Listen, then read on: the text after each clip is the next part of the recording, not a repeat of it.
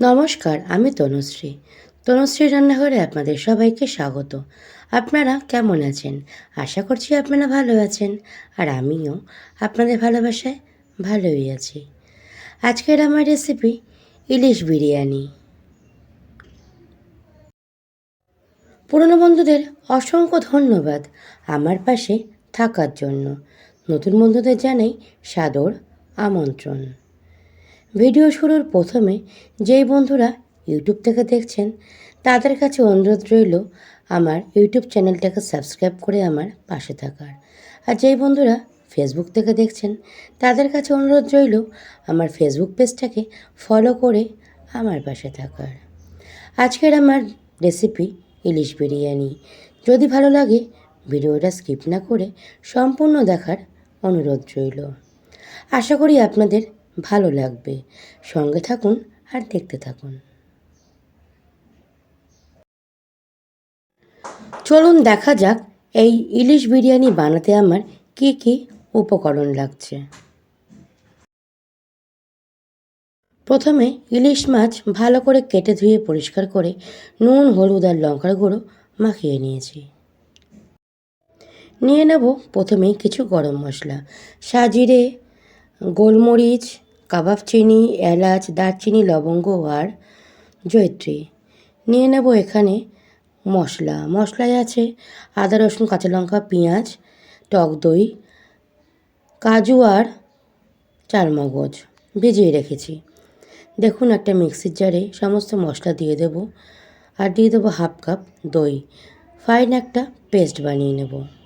দেখুন পেস্ট তৈরি হয়ে গেছে।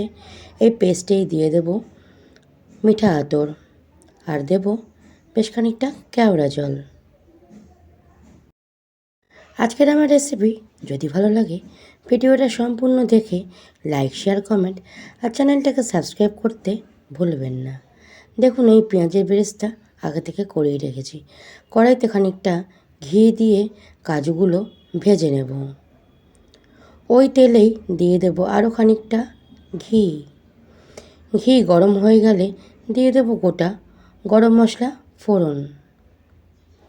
ফোড়নটা হালকা নাড়াচাড়া করে সুগন্ধ বেরোলে দিয়ে দেব আগে থেকে বেটে রাখা মশলার পেস্ট। দিয়ে দেব স্বাদ মতন লবণ। এই রান্নায় কিন্তু হলুদ ব্যবহার করা যাবে না, তাহলে কিন্তু রান্নার রঙটা নষ্ট হয়ে যাবে, মোটেই ভালো লাগবে না। দিয়ে দিলাম সামান্য পরিমাণে চিনি। মশলাটা ভালো করে একবার কষিয়ে নিতে হবে। দেব 1 থেকে 1.5 চামচ বিরিয়ানি মশলা। যেহেতু এটা ইলিশ বিরিয়ানি, মশলার ব্যবহার আমাদের করতেই হবে। দেখুন দিয়ে দিলাম বিরিয়ানি মশলা। দিয়ে মশলাটা ভালো করে একবার নাড়াচাড়া করে মিশিয়ে নেব। মশলা সম্পূর্ণ কষেই গেছে, সাইড দিয়ে তেল ছেড়ে গেছে। এই পর্যায়ে সমস্ত মাছ সাজিয়ে দেব। দেখুন মাছ সাজিয়ে দেওয়া হয়ে গেছে।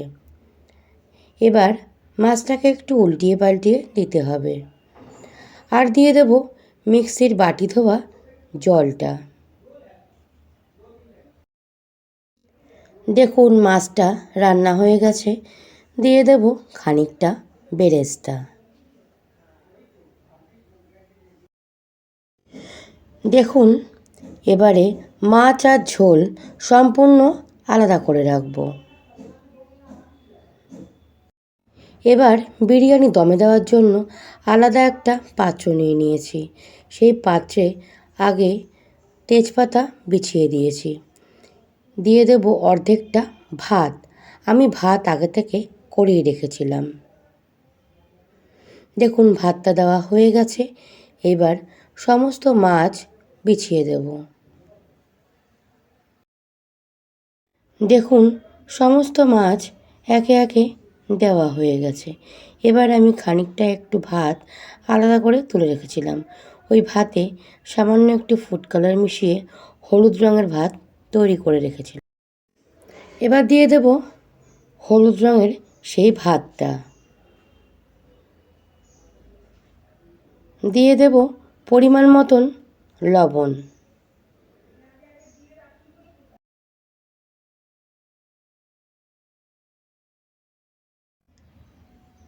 দেব 1 থেকে 1.5 চামচ বিরিয়ানি মশলা।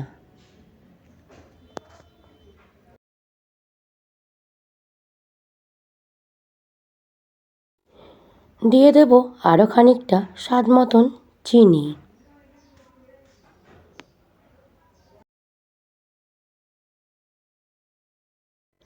এবার দেব বেরেস্তা।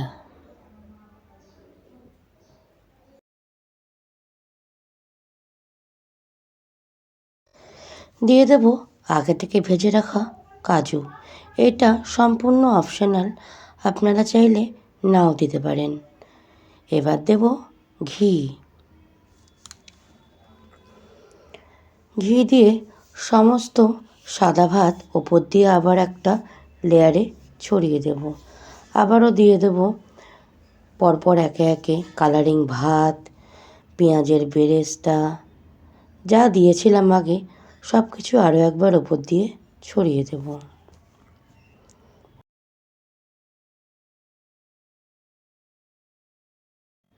আশা করি আজকের আমার রেসিপি ইলিশ বিরিয়ানি আপনাদের ভালো লাগবে।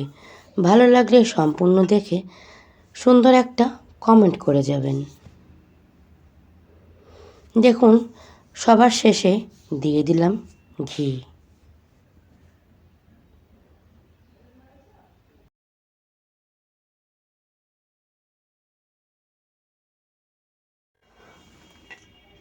খানিকটা কাজু ওপর দিয়ে ছড়িয়ে দিলাম দেখার সৌন্দর্যের জন্য। এবার দিয়ে দেব বিরিয়ানি মশলা।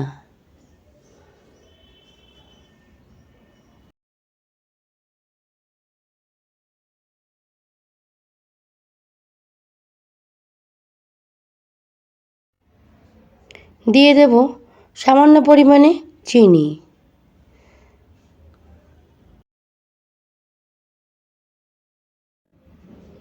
আর দিয়ে দেব লবণ।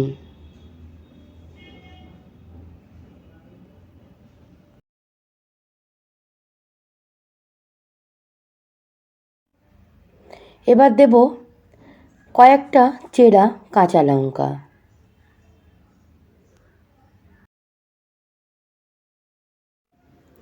সমস্ত উপকরণ একে একে দেওয়া হয়ে গেছে।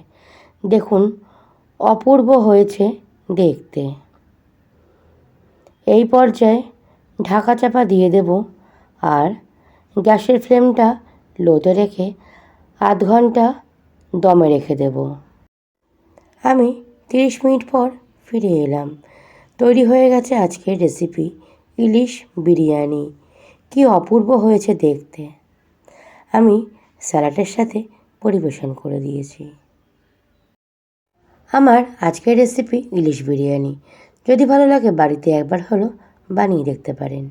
আর বাড়িতে বানালে আমায় কমেন্ট করে জানাতে ভুলবেন না। আপনারা সুস্থ থাকবেন আর ভালো থাকবেন। অন্য কোনো রেসিপি নিয়ে আপনাদের সামনে আবার হাজির হয়ে যাব। টাটা বন্ধুরা।